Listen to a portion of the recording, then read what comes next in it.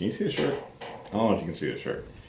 It's an equation for may the force be with you. Can you see the shirt? Yeah. Okay. Ladies and gentlemen.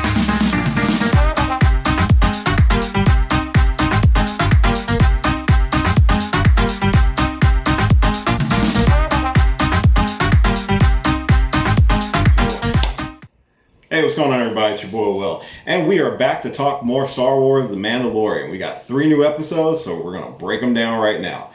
We've got the Siege, the Jedi, and the Tragedy.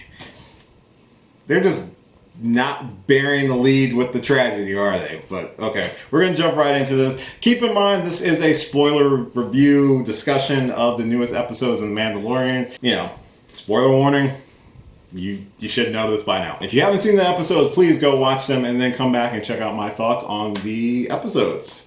So, if you're still here we go. His name's Grogu. Okay, sorry. Anyway.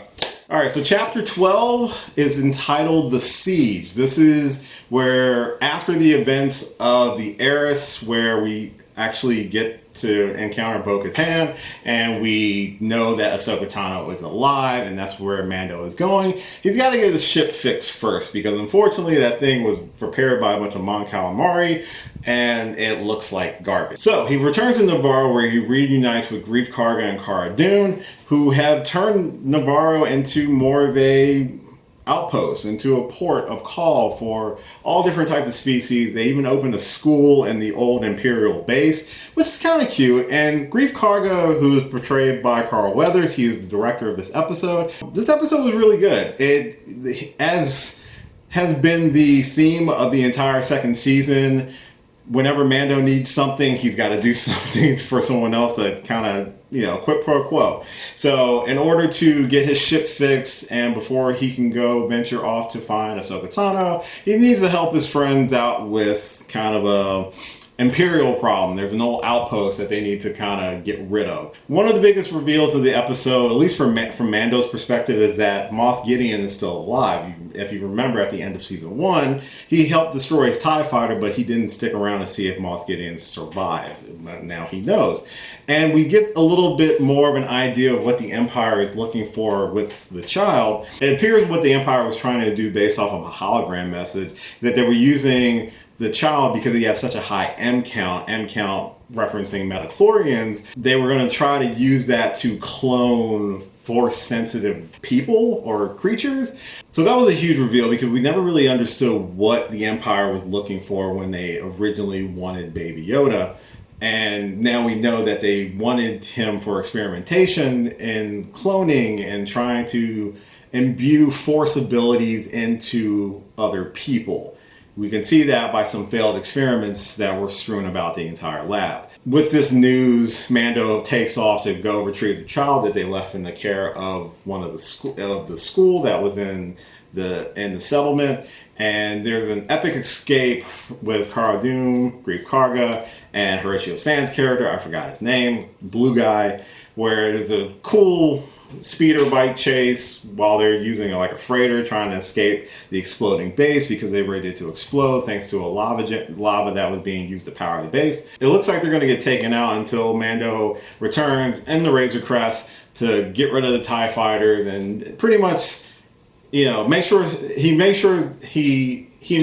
that his friends are safe before he takes off in order to look for Ahsoka Tano. So major takeaway from the Siege is that we know what the Empire wants with the child, and we know Moff Gideon is alive, even though as the audience we already knew that, but Mando knows that now, so he understands that there is definitely a target on his head. One of the more unfortunate things in the episode that we find out that one of the people that were repairing the Razor Crest was an Imperial spy and put a tracker on the Razor Crest, and we see that Moff Gideon is preparing some very special black stormtroopers, look partially robotic and things like that, and he knows where Mando is going. So this is not boding well for our heroes.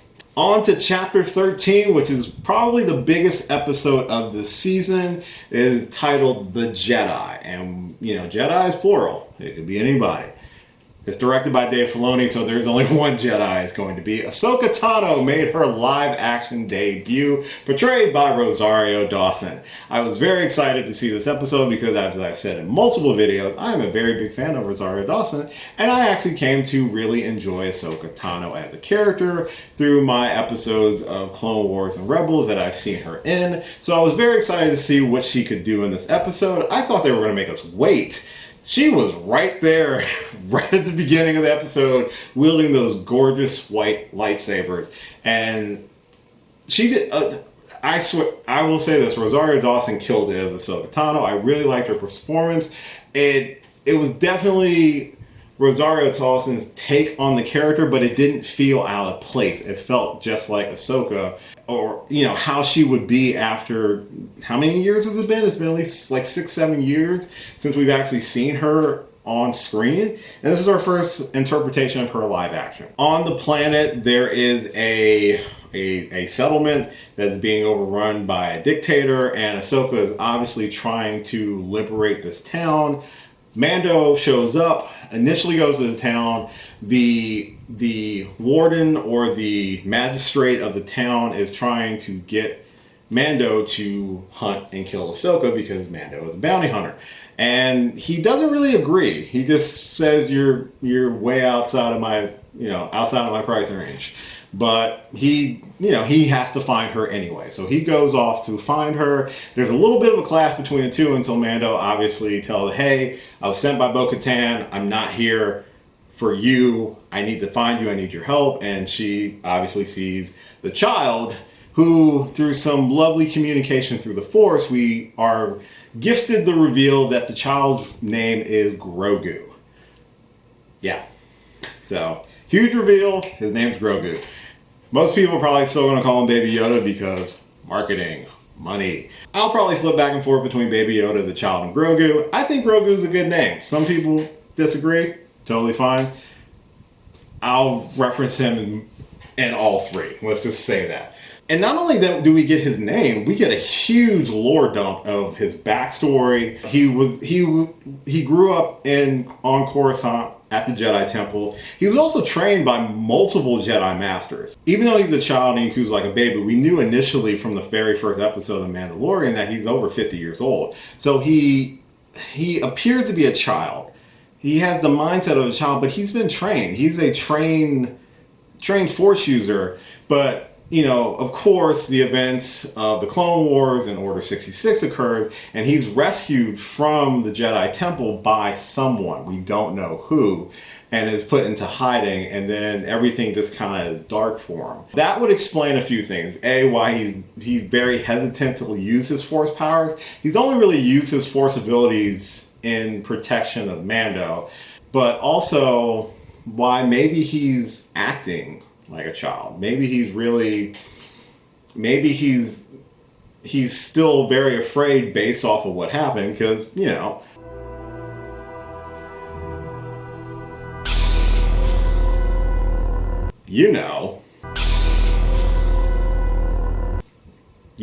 So I can understand why he would be hesitant to use his abilities or to keep them very hidden unless he's being a brat. With all that being said, with him so hesitant to use his Force abilities, unless his most recently have been to help Mando out. So Ahsoka unfortunately refuses to train Grogu based off of her seeing the interaction and the attachment and connection that Grogu has with Mando. And when Mando asks why, it's a very heartbreaking line, because Ahsoka says, I've seen what attachment has done to a fully trained Jedi, the best of us. This is, of course, referencing Anakin Skywalker's fall to the dark side. Now, at this point in the timeline, I'm assuming that Ahsoka is aware that Anakin was Vader, at least based off of the episode of Rebels, Twilight of the Apprentice, which, if you haven't seen that episode, go check it out. It's a very dope episode. She refuses, but Mando makes a deal that if he helps Ahsoka liberate the town, that Ahsoka will train Grogu. We get the assault on the town. Ahsoka's just being a badass. She confronts the magistrate. They have a duel. Mando helps liberate the rest of the town. And we get... There's so much lore drop, so much things for the future dropped in one episode. We get Ahsoka looking for the magistrate's master. And so we're thinking it's Moff. I'm thinking it's Moff Gideon. I'm like, well, who's your master? They just keep saying, your master, your master. And she's like, where's Grand Admiral Thrawn? I'm like, oh, okay, cool. So we're getting Thrawn, which means we're probably getting Ezra, which means we're probably getting Sabine. It's a lot of Filoni stuff. The Jedi ends once they've liberated the town, restored the original head of the town. Ahsoka instructs Mando to take Grogu to this planet where there's an old Jedi temple that is strong with the Force, and on the top of the mountain there's a seeing stone to place Grogu on it. And if Grogu decides, this is Grogu's choice of what to do next. If he reaches out through the Force, he can communicate and maybe alert another Jedi who will be willing to train Grogu, or it could alert somebody else. We don't know. But it's Grogu's choice, and we find that out, unfortunately, in the episode entitled The Tragedy. The Tragedy, we have Mando take Grogu to the planet that Ahsoka had instructed him to take Grogu in order to reach out through the Force and try to find a Jedi who will protect him and train him. Ooh, does this episode get interesting. So they get to the temple, they put Grogu on a seeing stone. Nothing really happens initially, but then we see a very familiar ship show up. If you know the ship, you know what I'm talking about. We get our main encounter between Mando and Boba Fett. Boba Fett's come for his armor. He wants his armor back. And we also get the return of Ming-Na Wan's character from, I want to say it was like episode 6 of season 1, where she was supposedly killed, but we get confirmation that the person who walked up on her was Boba Fett. He healed her, and now she is working for Boba Fett to help get the armor back. So there's a little standoff here and there. Grogu begins to commune through the Force, which creates a barrier around him that Mando can't get through. So Mando has to keep Grogu safe while having the standoff with Boba Fett. But then that gets interrupted because the Empire shows up. They tracked them. They know where they are. They're coming for Grogu. So with so many opposing forces interrupting their little standoff, Boba Fett makes a deal with Mando saying, if you will return the armor, I will help keep you and the child safe. That's the deal. It's not officially agreed to until later on in the episode, but it just comes to a point where it's like, we can kill each other or we can fight these remnants of the Empire. So that's what we get. We get some awesome action between... God, I really wish I can remember Ming-Na Wan's character's name in this episode. But we see her sniping a bunch of stormtroopers. Mando joins up with her, trying to help keep her alive. And then we see Boba Fett sneak onto Mando's ship. He gets his armor back, and he returns to the badass that he is. He was already a badass before the armor, because we saw him taking out a bunch of stormtroopers with that staff he had. And it was some brutal shots. So... if you really wanted to ever make Boba Fett the badass that everyone assumed he was, this episode does it in spades. So once he gets his armor back, there's just this glorious fight sequence where they're just taking out fools. And it's really cool. Unfortunately, it does keep them far enough away from the top of the temple where Moff Gideon is in orbit, and they launch an attack destroying the Razor Crest. So Mando lost his ship, as well as sending those black robotic stormtroopers down to retrieve the child.